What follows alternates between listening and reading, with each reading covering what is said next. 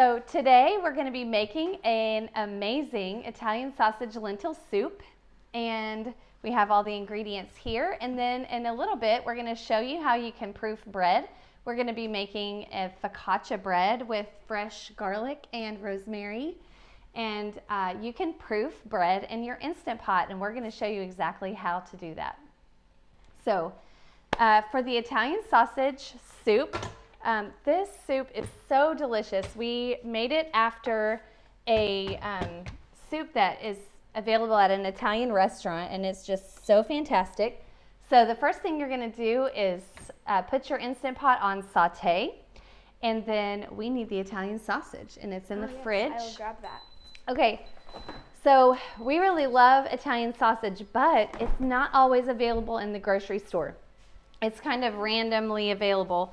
Aldi recently started carrying Italian sausage, and it's in bulk trays like this, and we're just going to take that. We're going to put it in the Instant Pot. It also is available in links, and if we get the links, because sometimes it's unpredictable whether they're going to have it or not. So if we find only the links, then we go ahead and squeeze those out, because we I prefer the bulk sausage and breaking it up this way. And we like to use a wooden paddle that's got a straight edge. It just helps to break up that Italian sausage. And while that gets going, we're going to start by cutting up an onion. So Rachel, do you want to show them how to cut up an onion? Grab my knife. Well, let me tell them. I forgot to say all the ingredients. Okay, so you need a pound of Italian sausage. Don't be afraid of hot Italian sausage, because the mild and creaminess of the lentils sort of milds out the sausage. You need a couple of celery sticks, a couple of carrots. That's 2 or 3 of each. These are good size. The end goal is to have 1 cup. You want a medium onion. This was the smallest onion in our bag, so you want about a cup of diced onion, and Rachel's going to show you that in a second. You need a bell pepper, and you're going to want about 1 cup of bell pepper, and then 6 cloves of garlic, and it's so fabulous. Fennel, basil, oregano, diced tomatoes, and chicken broth. And don't forget the lentils, just the plain brown lentils available at the local grocery store. Okay, so Rachel, show them how to do that onion. Okay, so we dice our onions by, well, first of all, we cut off this end here because it has all of this fuzzy stuff, and that's just not appetizing. And then once we do that, it provides something solid for it to stand on while we're cutting it in half and everything.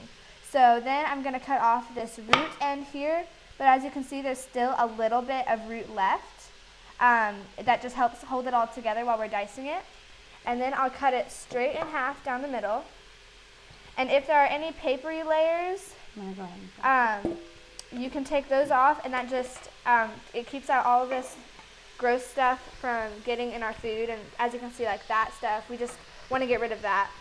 So then to dice it, I'm going to cut it in diagonal rays. We kind of say rays of the sun. So we will cut it all across it to make little strips here. And I'm not cutting all the way to the root end. It just helps hold it all together, and it makes it a lot easier to manage. So I'm going to cut all the way there with that. And then I'm going to cut straight across this way vertically, straight up and down, and it makes these perfect little square dices. And since I didn't cut all the way to the root end, it just holds it all together so it's not slipping around on me. And that is how we dice our onions. And I'm going to do the same thing with the other half. And I'll put that. Okay, and over here we have our sausages really browning.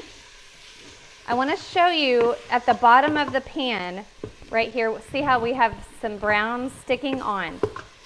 With the Instant Pot, if you have brown sticking on the bottom of your pan, when you try to make it go to pressure, it will give you the burn notice, or some older Instant Pots, some models will just all of a sudden start counting down without being at pressure. So if your Instant Pot starts counting down the time that you notice it's not at pressure and it hasn't been very long, then you probably, or you may, one troubleshooting thing you can do is to figure out if you have browning on the bottom of your pan and it's the burn, we call it the burn notice, because it'll say burn on some models, other ones it'll just start counting down. So if that happens, don't panic, it's okay. What you want to do is deglaze your pan, and we will show you the deglazing step here before we proceed with the recipe. Another thing I wanted to say about the Italian sausage is if you can't find any Italian sausage, it's okay to use ground pork, or any ground meat would be fantastic. And you can also use breakfast sausage. Just don't tell your family. They will never notice. If you have to use those unseasoned or breakfast sausage, then just add a little bit more of your Italian spices and you'll be good to go. It's fantastic that way. Okay, so we're gonna put Rachel's onions in, and you can do this as a dump recipe if you were able to go ahead and cut up everything in advance. At this point, you could put in all your diced veggies, but we wanted to show you how we dice veggies. So the next thing is the carrots, and I'll show you how to dice carrots. So we've got 2 carrots. We want 2 cups of carrots, or 1 cup of carrot at the end. And so we're just going to cut off the ends. These are not even peeled. You can totally peel these. And if we're having guests over, I do, but if it's just our family, I don't worry about it. So to dice carrots, I go ahead and cut down the center and then cut that in quarters. And you can see I have a nice sharp big knife here. Don't mess with trying to do this with a small knife or a dull knife, because carrots are so hard. That's when it gets dangerous, is when you really have to be pushing hard. So now we have all these nice carrot strips, and I'm just gonna dice across there, and we're getting beautiful dices of carrots, and they're so good. You want to put the carrots in early because they are a pretty hard vegetable, and it takes a little bit more time for those to saute. Okay, another, this knife is a chef's knife, and this one is a very good knife. It's very sharp. It has nice hard steel, and I love it. I highly recommend investing in a good knife as a very essential kitchen tool. Mother's Day is coming up, and I highly recommend asking for a great knife for cooking. This one is a Shun knife. I also love my Wusthof Santoku knife, and that's what Rachel is using. But I highly recommend just go ahead and invest in a good knife, and you will be amazed at how much easier your cooking is. Okay, so these veggies are sauteing in here. The liquid from the veggies is also helping deglaze. So we're just gonna wait and see how that goes and keep checking it as we go. So Rachel is gonna show us how to chop up some celery. And we like chopping these in advance sometimes and putting them in the freezer just so you don't have to do all this chopping. Yes, especially if you find a great sale. Yes, definitely. So I'm just cutting off the ends of it. They're just kind of dry and not appetizing. And then I cut it, I hold it still, and then cut straight down the middle like this, just to make it easier to bite into for little children. And once I do that... And people who are celery averse. Yes, people who don't like celery. And then I'm just going to bunch them all together and slice it this way. And if we're making Chinese food, sometimes we'll cut it on the bias like this. But it just is more of an authentic way to cut it. But this is Italian, so we're just cutting it straight across. Awesome. All the way down. Very delicious. I'm gonna cut that one again. So I wanted to tell you about a way to use this recipe to do some bulk freezer cooking in advance. So if you have a little extra time, this recipe is fantastic for freezer cooking ahead of time. So you can do it one of two ways. You could cook it all and then freeze any leftovers, and that's a great way. But also, if you wanted to do several batches, like maybe say 4 or 6 dinners, you could do all of this. What you would want to do is brown your sausage first and then put it in, I don't have an extra Ziploc bag here, but what you would do is put the cooled off sausage, just pour it in your freezer bag, and then add your raw diced onions, diced carrots, diced celery, diced bell pepper, your garlic, dump in your washed, rinsed lentils, and then all your spices, and then you could freeze that bag. And then when it's time to cook, all you'd have to do is add your chicken broth and dump it all in your Instant Pot, and you're ready to go with a quick meal. Are we ready to add the celery? We're ready to go ahead and awesome. add the celery. And there that goes. Looking beautiful, and it smells really good. Yes, it really does. I'm so excited about lunch. Yes. Okay, so we still have our bell pepper and our garlic. Yes. Would you, we didn't have our garlic masher. Oh. Okay, so our bell pepper, you just want to cut it in half and then pull out the center core. It just pops right out. You can see it's really clean. That is so much faster than trying to cut that core out with a paring knife. It's just cut it in half and pop it out. We also love to freezer cook, just not cook, but prepare ahead of time, just bell peppers if I find them on sale. And you can get a great deal and then buy those in bulk. Sometimes I'll even buy like 3 dozen bell peppers if they're a great price. And we'll just have a pepper chopping party and freeze those. So cut the strips and then turn it and cut your dices. Red bell peppers are so pretty in food. I just love them. And but they're nice and sweet. They're nice and sweet, but they can be pricey. So if you can find them on sale when they're in season and freeze them, they cook perfectly in soups and stews and other yummy things. So that's the bell pepper. Do you want to show us that garlic? Sure. We need 6 cloves of garlic. 6 cloves. Okay, so this is a bulb of garlic, and then the cloves are just in there. This one's, I'm going to have to take my glove off for this. If it's hard to get the bulbs off, I'm just peeling off a bunch of this paper. There's so much paper on a garlic bulb. I'm not even sure exactly why. It's just, it can be frustrating, especially when you're taking it off of these little cloves here. So that's why we smash them. This is 2, 3. We do the garlic last 4. because you don't want to brown it. You don't want to over saute it because it'll add a bitter flavor to your soup. Okay, and there's the 6th one. These are nice and big. I'm going to set that over here. Oh, I love big garlic cloves. And then we just smash them with a meat mallet. It just makes them so much easier to peel. It doesn't take long. Sometimes we'll use a knife, but this is really simple. And then the peel just comes right off of there. It's very nice to be able to not have to. It's just a lot of work to have to take them off without smashing them. It revolutionized my world when my friend Mindy showed me smashing the garlic clove. I was like, oh my goodness, I've been wrestling with these silly things, trying to peel that off. And it's so hard, and they're so sticky. And then you can mince these with a regular knife, or we use this OXO chopper, or you can use Pampered Chef. Yeah. Any chopper you want.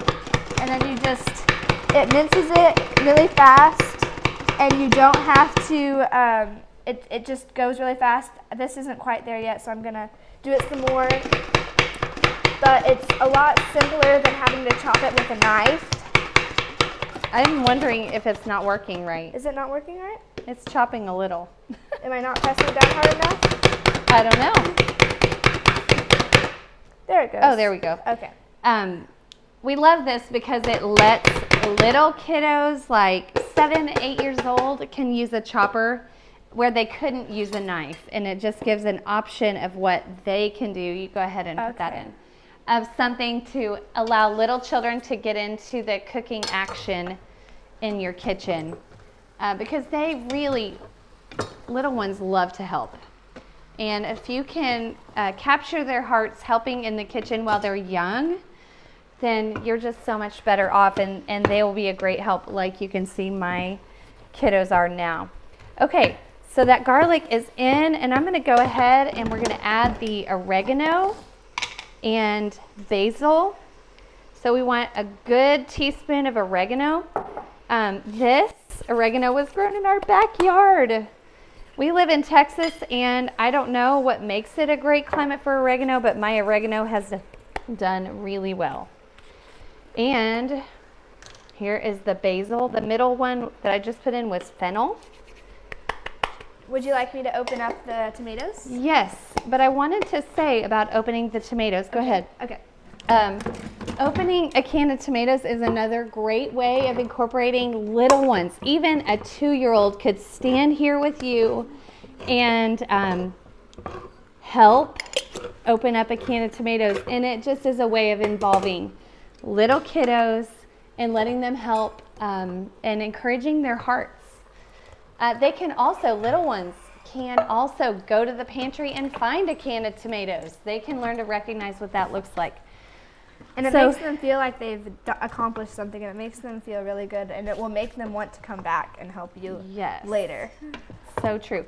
Okay, so look down in there, and let's make sure that we have all the brown off the bottom of the pot. The tomatoes really help with deglazing. So if you have tomatoes in your recipe and you can put them in, make sure, well, they're fantastic because that acid helps break down the brown that's in there. Okay, so the next thing we need is our little strainer. Okay. We like to use this strainer with the really small holes because the lentils are so small that sometimes they'll fall through in our other colanders. So if you have one of these, it just helps us keep from losing any. And I'm just going to go through and see if there are any bad ones. I didn't see any in the other batch that I did, and this looks pretty good. Lentils tend to seem like there are fewer rocks and things. When you're doing dried beans, you want to just look through them. Sometimes you'll find a rock or two, but these lentils look great. So do you want to go wash those in the sink? So when you wash them in the sink, just run water, cold water over them and wash them. Lentils are great because they are super nutritious. You do not have to soak them. In fact, you really don't want to soak them. And they cook pretty fast. So in the Instant Pot, the cooking time on lentils is just 15 minutes. And so they cook a lot faster than regular dried beans. I noticed that a lot of people, a lot of shelves at grocery stores have been bare of lentils and beans. And so hopefully you've got some lentils and you can cook with them. You ready to put these in? Yes, ma'am. All right, here they go. Okay. The only downside is that sometimes those lentils get stuck inside there. So we're just going to go ahead and stir this together, getting all the little bits from the side. And then the last thing we need to add is our chicken broth. So this is chicken broth that we made in our Instant Pot. And we love to always have some of that on hand in our fridge. Way to go, Rachel. That was a big full one. So you need 2 quarts of chicken broth.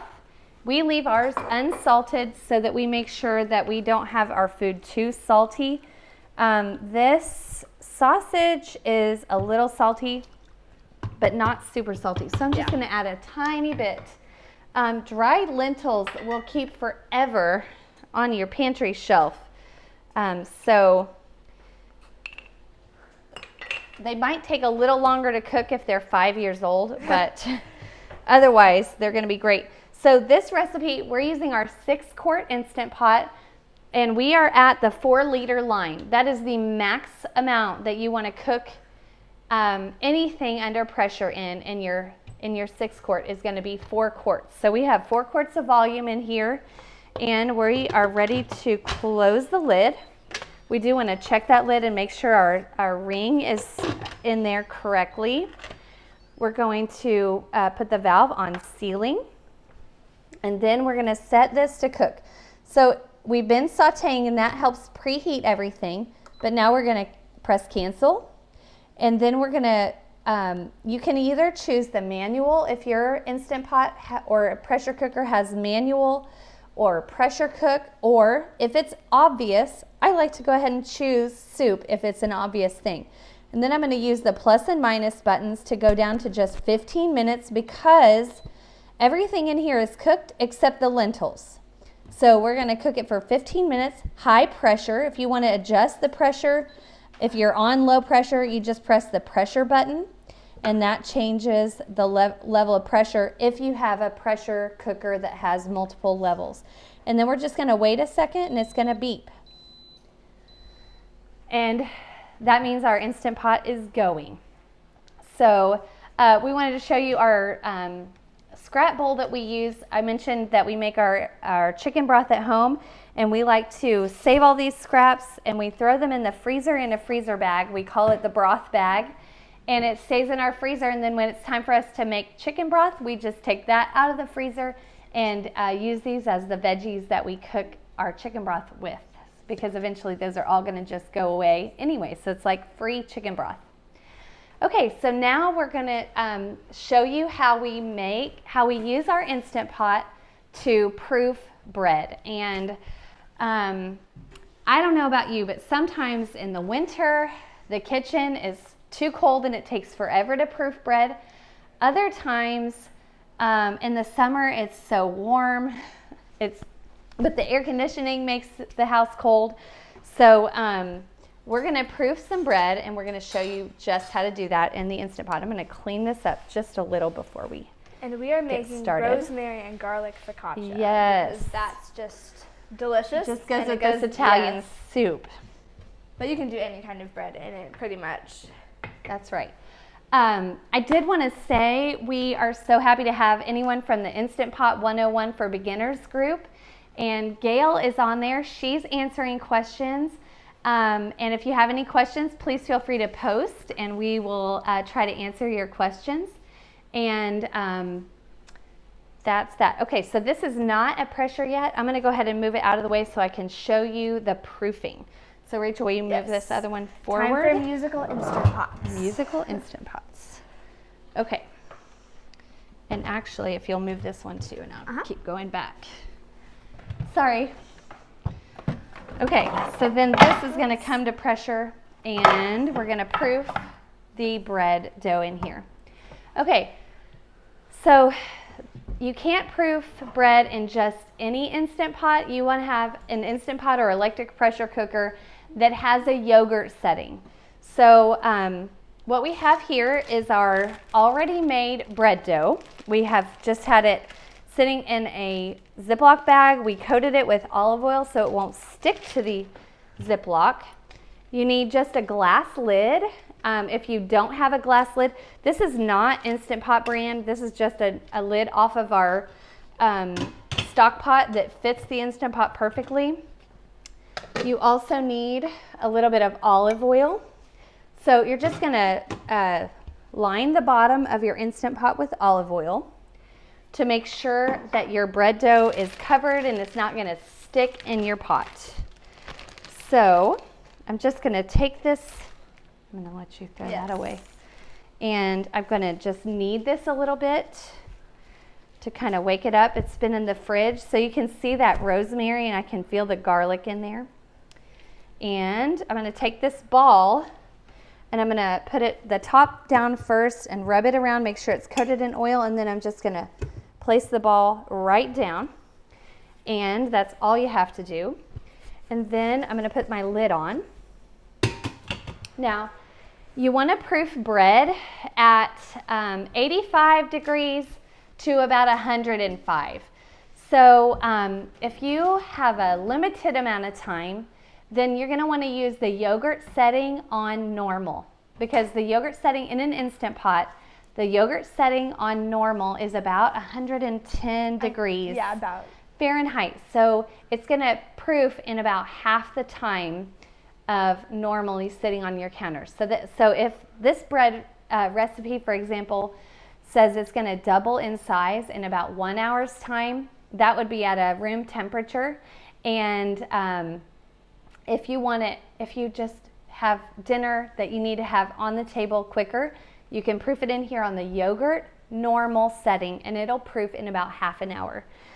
So I'm going to show you how to set that up in the Ultra. So we're going to press start to turn it on. And right now it's blinking on pressure cook, and we're just going to turn this over here to yogurt. Okay, so we're going to select yogurt, and right now the time says 8 hours. So I'm going to change that time down to just, I'm going to change it to 1 hour, but you can also change it to just 30 minutes. So if you're doing it on the yogurt normal setting, you only want 30 minutes. If you're going to do it on yogurt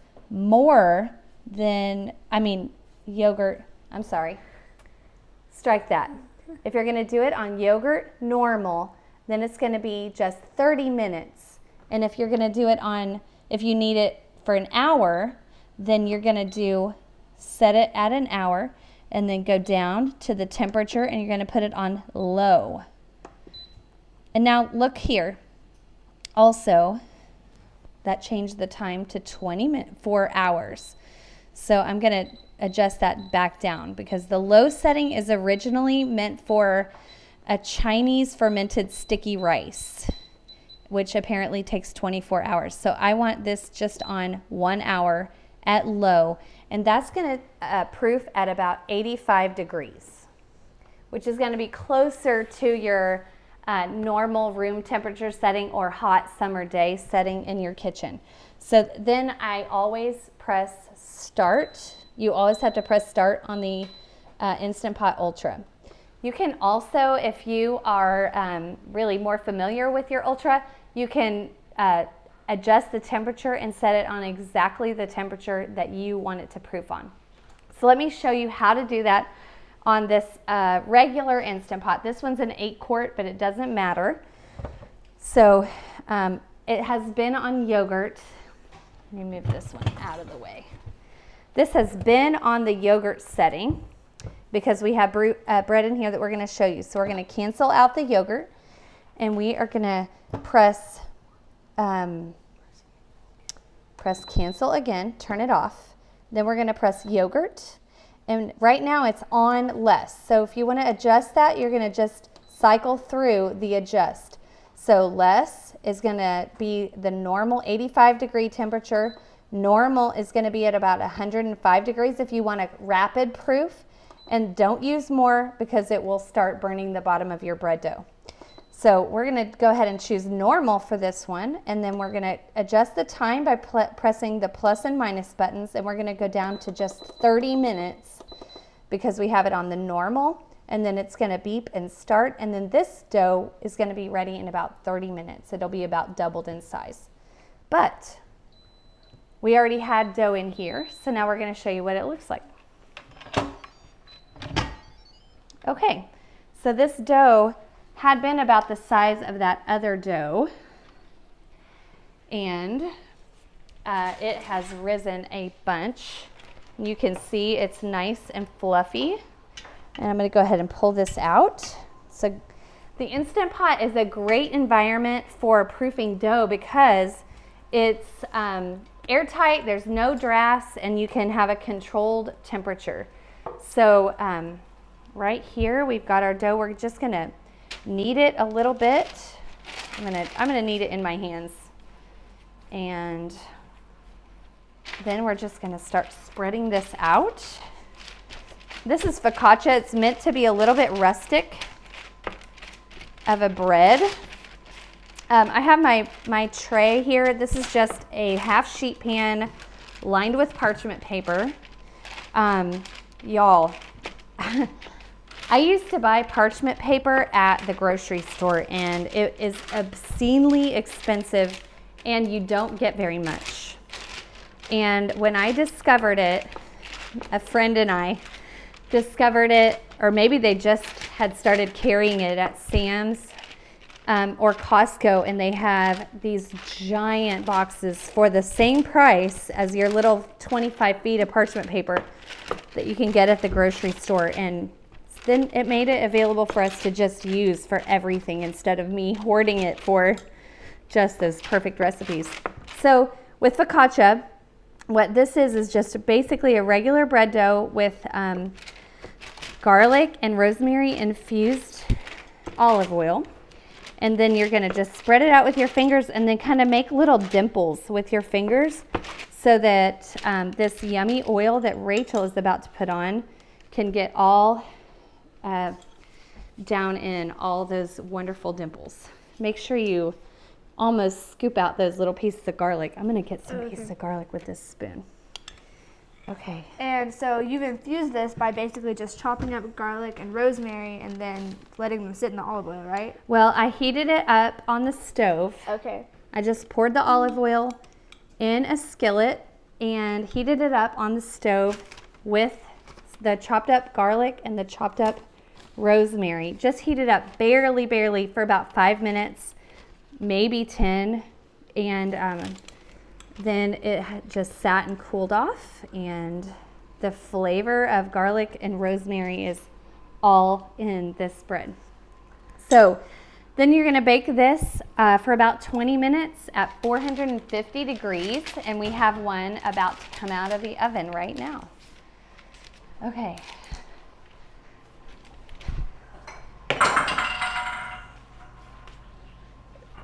Okay. So here is our one that is already done, and it looks amazing and it smells so good. And Abigail's grabbing a hot pad. Great. For us to put it on. Here we go. There we go. Thank you so much. Oh, Okay, that and looks here's our amazing, and it finished smells focaccia better. bread. It's going to be so fantastic with our Italian sausage lentil soup. I can hardly wait. It smells amazing. I have a bowl here. Are we ready to taste? Yes, but actually I'm going to move this because our bowl's going to go right yes. here. Okay. So do we have a ladle? Will you Here is grab the one? ladle, yes. Should I bring this up or is Okay. it fine back here? Is it, well, we need to release the pressure. It released already. Okay, the pressure has already released. So with the Italian sausage lentil soup, it's only going to improve with natural releasing. So if you want to make this at lunchtime and have it ready for dinner, all you need to do is just leave it on natural release, and your Instant Pot will stay on keep warm mode and keep it at a food safe temperature of about 140 degrees for the rest of the day until you get home and you're ready to eat it. Or if you are making it and you're ready to eat right away, you can quick release after about 10 minutes. Because this is a really full pot and you have a really starchy food, you don't want to quick release immediately, or else you might have a spewing volcano of lentil soup in your kitchen. And it's not fun to clean up. Don't ask her how she knows. But it's okay if that happens. If you end up with food spewing out of your Instant Pot, do not panic. Just reach back to the top of your valve and close it up just like you started. Don't put your hand over it. That's put right. it on the side. Don't put your hand over the steam. Put it to the side and close it up. But don't panic. It's okay. If you close it up, that food will stop coming out. And then just wait for about 10 minutes for it to cool down, and then you can try it again. That's called a controlled release. Is when you can even let little spurts out until it stops spewing, because at the very beginning some pressure will usually come out and then the stuff starts spurting out a little bit later. So if you just use that beginning, like turn it on and just for a couple seconds. For a couple seconds and just let little spurts out, that's called a controlled quick release. And that will allow enough pressure to come out so that there won't be enough force behind it to make it spew out, which you do not want. So this Instant Pot has come down from pressure. This is the lentil soup that we made beforehand. And we haven't opened it up and stirred it yet, but we're about to. Okay, so this is how it looked when we opened it up. And oh, it smells so good, that delicious. I can smell the lentils and those Italian herbs. And we're just gonna stir this in. It's really interesting because lentils tend to oxidize a little bit. So that top had just a little bit of the kind of looking gray, but now they look a beautiful caramely brown, and you can see those little bits of sausage and carrots. Oh, so good. Tomatoes, yummy, yummy. Okay, so this is gonna be very, very hot coming out. So we're gonna put a couple ice cubes in it just so they can taste it. That's right. That is we do so that right. a lot with the little children when they think it's too hot. That's right. Just put A couple of ice cubes so we can taste it. See if it needs salt. For cutting this focaccia, you're gonna want maybe a pizza cutter or a large bread knife. This also would be a fantastic crust if you wanted to put pizza sauce and cheese on it, or just cheese. Yeah, that would be delightful. It would be so good. And it's just fantastic by itself anyway. That's right. I really want to That's taste right. them. So this lentil soup was inspired by the soup at an Italian restaurant that I just love. And it took me some time to figure it out, but I just love this soup. It's so hearty. It's so delicious. It's nutritious. And it's cheap. It's very cheap. Lentils are really inexpensive. Yeah, lentils are about $1 a pound. The sausage is $2 to $3 for the store brand. If you buy the brand name, probably more like $4 or $5. Yeah. If you do organic, it's going to be even a little bit more than that, but still a pretty inexpensive meal. So I'm going to show you how to cut up this focaccia. We're just going to cut it into some square or rectangle pieces. It's pretty warm. Okay. And oh my word, it smells amazing. And it looks so good. We are the cooking family, and if you have enjoyed this episode of our live cooking demo, we would love for you to go to our website at thecookingfamily.com. On there we have, you can sign up to take an Instant Pot mini course for free, and that's a great course to help you get started cooking in your Instant Pot. And also, we would love it if you would like us on Facebook, share this video, follow us on YouTube and Instagram. And we are the cooking, facebook.com/thecookingfam on those places on Facebook. So let's have a little taste of our soup. Oh, my hubby and I really like to put Tabasco or cayenne pepper in it and spice it up a little bit. Okay, here you go.